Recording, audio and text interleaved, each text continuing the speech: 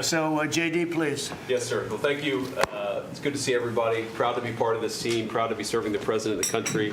Let me just say a couple things. The first of all is the president summarized this very ably.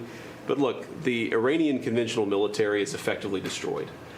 They don't have a navy. They don't have the ability to hit us like they could have even a few weeks ago. And what that does is that gives us options, Mr. President.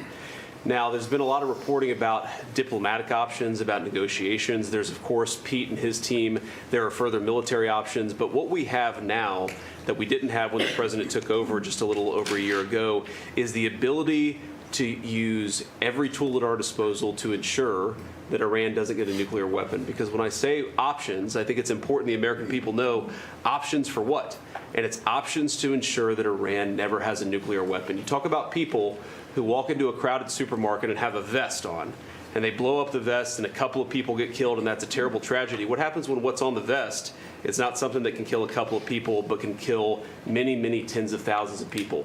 That is the most important American national security objective that exists for any administration at any time, is you don't want the worst people in the world to have a nuclear weapon. That's why the president is doing this. That's why the president cares so much about this particular issue. I'll let Steve talk a little bit about the details of the negotiation, but the last thing I'll say before I turn it over to Marco is I'm very mindful, of course, that we have a lot of folks overseas fighting very ably for the United States of America. I know Pete and the whole team, we're very proud of them, but they're fighting at a time where we are about to enter as Christians the most important week of the Christian calendar, the Holy Week that celebrates the return of Jesus Christ to Jerusalem. And so I want to say to all of my fellow American Christians, but particularly those serving in the Gulf, that I wish you all a very blessed Easter, a very blessed Holy Week, and we continue to stand behind you and continue to support you every step of the way. Thank you, sir. Thank you very much.